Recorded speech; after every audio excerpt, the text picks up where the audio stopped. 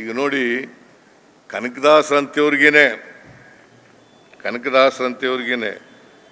ಉಡುಪಿ ಶ್ರೀಕೃಷ್ಣನ ಮಠಕ್ಕೆ ಹೋಗಿದಾಗ ಬಿಡ್ಲಿಲ್ಲ, ಕೃಷ್ಣನ್ ನೋಡಿ ದರ್ಶನ ಮಾಡಕ್ ಬಿಡ್ಲಿಲ್ಲ.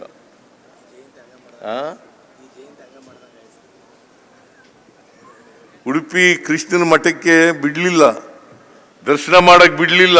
ಯಾಕಂತಂದ್ರೆ ನೀನು ಕುರುಬ, ನಿನಗೆ ಬಿಡಲ್ಲ ಅಂತೇಳಿ ದರ್ಶನ ಮಾಡಕ್ ಬಿಡ್ಲಿಲ್ಲ.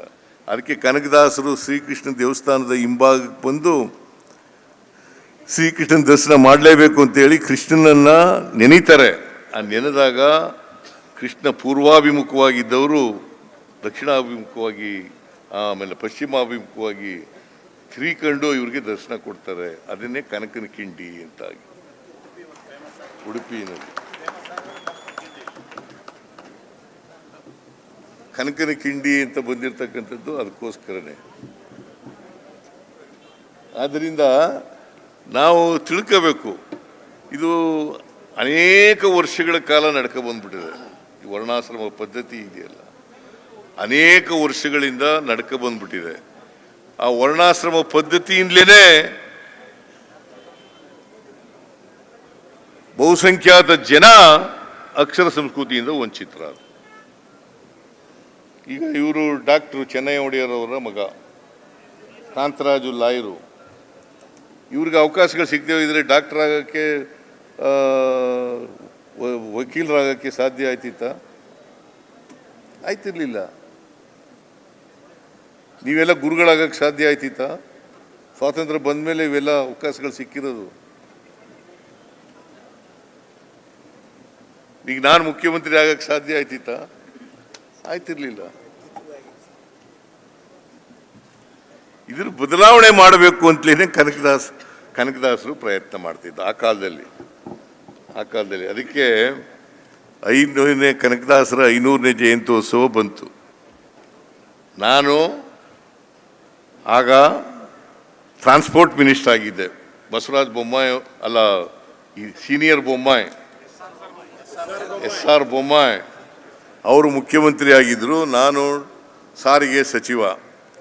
ಆಗ ನಾನು ಬೊಮ್ಮಾಯಿ ಅವ್ರಿಗೆ ಹೇಳಿದೆ, ನೋಡಿ ನಾವು ಸರ್ಕಾರದ ವತಿಯಿಂದಲೇ 500ನೇ ಜಯಂತ್ಯೋತ್ಸವವನ್ನು ಆಚರಣೆ ಮಾಡಬೇಕು, ಇಡೀ ವರ್ಷ ಮಾಡಬೇಕು ಅಂತೇಳಿ ತೀರ್ಮಾನ ಮಾಡಿದೆ.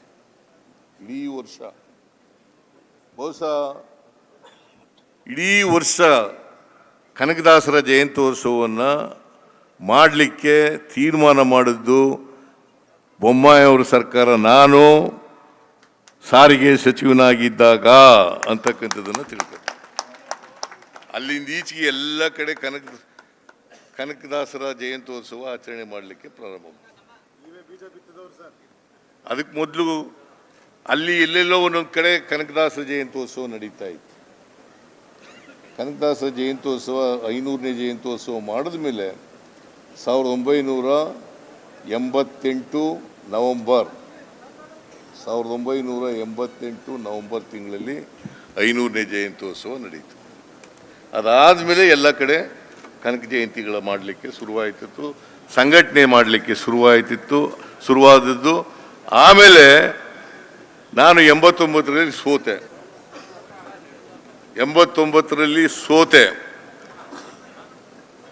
ನಾನು ಸೋತ ಮೇಲೆ ಮಠ ಮಾಡಬೇಕು ಅಂತೇಳಿ ಎಲ್ಲ ಕಡೆ ಓಡಾಡಿ ಮಠ ಮಾಡಲಿಕ್ಕೆ ಪ್ರಯತ್ನವನ್ನು ಮಾಡಿದೆ. ಕನಕದಾಸರ ಮಠ ಇರಲಿಲ್ಲ, ಕಾಗಿನೆಲೆ ಮಠ ಇರಲಿಲ್ಲ. ಕಾಗಿನೆಲೆ ಮಠ ಮಾಡಿದ್ದು ಆಗ ತಾರಕಾನಂದಪುರಿ ಸ್ವಾಮೀಜಿ ಮೊದಲನೇ ಗುರುಗಳಾಗಿ, ಆಮೇಲೆ ಇವರೆಲ್ಲ ನಿರಂಜನಾನಂದಪುರಿ ಸ್ವಾಮೀಜಿ, ಈಶ್ವರಾನಂದಪುರಿ ಸ್ವಾಮೀಜಿ, ಇವರೆಲ್ಲ ಸ್ವಾಮೀಜಿಗಳಾದದ್ದು. ಅದೇನೇ ಇರಲಿ, ನಾನು ಅದ್ರ ಬಗ್ಗೆ ಹೆಚ್ಚು ಮಾತಾಡಕ್ಕೆ ಹೋಗಲ್ಲ. ಒಟ್ಟಾರೆ ಕನಕದಾಸರು ಈ ಸಮಾಜದಲ್ಲಿ